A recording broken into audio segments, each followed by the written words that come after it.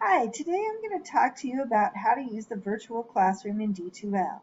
To get there, first you go to Course Resources and scroll down to Virtual Classroom. Once you log in, you'll get to a screen that has a plus sign in the bottom where you can schedule a meeting. So I'm going to name this one Practice Session. And then you need to put in your date, which I'm going to put in today's date. And then you need to put in your time. When you're putting in your time, you scroll it to whatever time you want for hours. Click on minutes, scroll over to minutes, make sure you get AM, PM, say OK. I'm going to change my time to now because I want to do this meeting immediately. You can pick however many minutes you want. When I set mine up, in my title, I put the time that the class starts, but I usually make my time 10 minutes earlier so that I can get in and look on it. Here is where you can repeat it. So if you want to repeat this every week of the semester, you can do that. Also, here's where you click to get it to automatically record, and you always want to allow external participants because that way then students can get in even if they're not logged into their MyPima. And then you just click on Save. The meeting will show up. You click on these three dots. When you click on Copy External Link, that does not show like it did anything. But when you go to your email, you can click and there's the link for the video meeting. So now what we're going to do is we're going to click on our three dots again and launch the meeting. I'm going to enter the meeting room, and when I click in, it's going to ask me, do I want microphone or listen only? I'm going to pick microphone. And then you need to hear yourself when you speak. That makes sure the audio is correct. When you click on this, it'll get the list of who's in the meeting, and this will give you the chat. So you can type in the chat and everybody can see it. They can chat to you as well. I like to have the chat open when students are in the meeting so that they can chat with me. When you click on somebody, you can set their status. So you can have them, click on there and tell you, are you happy? Are you thumbs up, thumbs down, things like that. You can also mute the user so that they cannot speak. The next thing we're going to look at is this section right here where you have tools. You can click on one of the tools, you can change the color, and then you can write on your screen. If you click on this bottom one, the students can write on the screen as well, as it allows all the users to be able to write. We have the microphone, we have audio. This one turns on the video so they can see you. What I like to do is turn on the video for the first couple minutes, and then I turn it off because then the screen is bigger for the students. You can turn your recording on and off if you want. I usually turn my recording off right away when the meeting starts and then turn it back on when I want to record the meeting, and I tell the students, okay, we're going to start class now. I'm recording so they know. This last button over here shares your screen. So in this case, I only have one screen. When I share my entire screen and click share, what it's going to do is it's going to go into infinity because it's sharing the screen I have. But when I click back over here into my D2L, I can show my students what's going on in D2L. I can show them whatever I want to show them in my course. And then I just click back into my meeting and we can go back to view presentation. Then I'm just looking at this. So I can go back and forth between screen share and view presentation. I usually like to set my screen shares up before the meeting starts so students know what I have. There's also a little message on here so you know that your screen is being shared. Down here at the bottom, I can mute all the users. I can initiate a poll.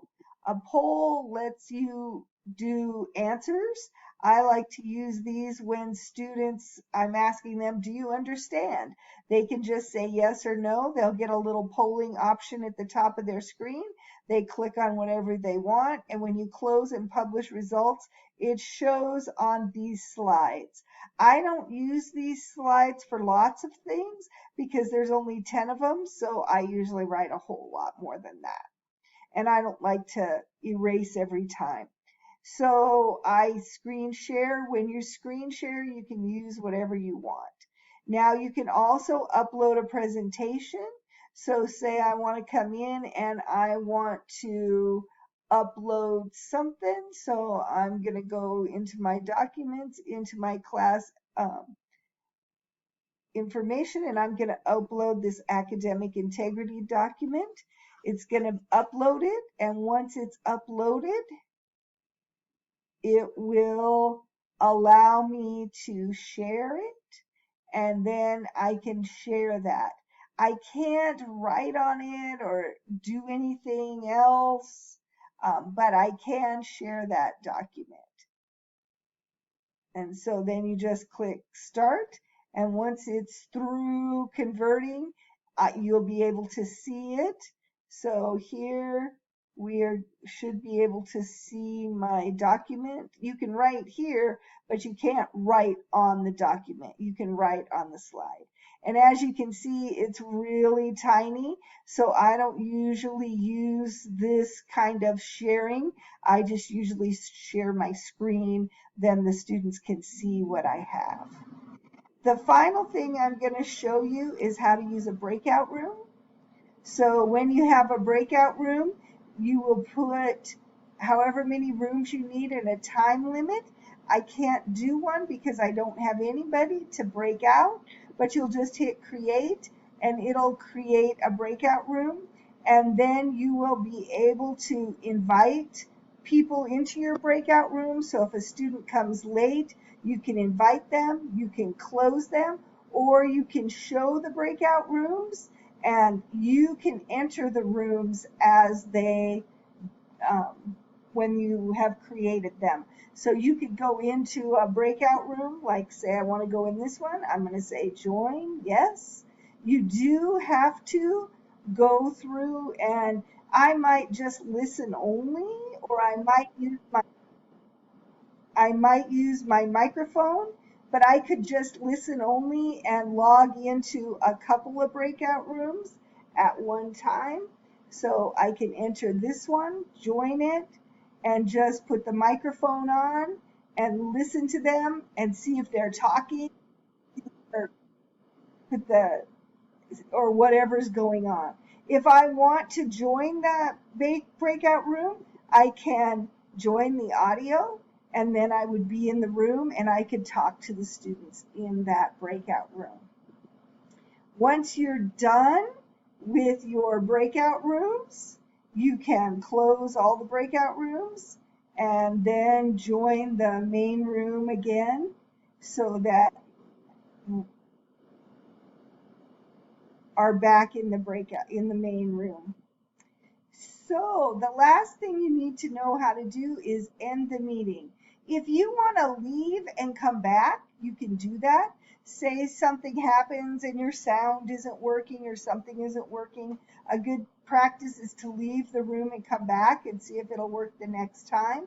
But when you're through with the meeting and you want to quit recording, you hit end meeting, and then that disconnects all the users, and it will now end the meeting, and then in a little while you will be able to see the video. It takes, if your meeting's very long, it takes a while to be able to see the videos. So like here, I did this one, and I can preview it, I can copy the URL, I can manage the captions, I can download it, and I can look at attendance. So when you look at attendance, you can see who was in there and how long that meeting was.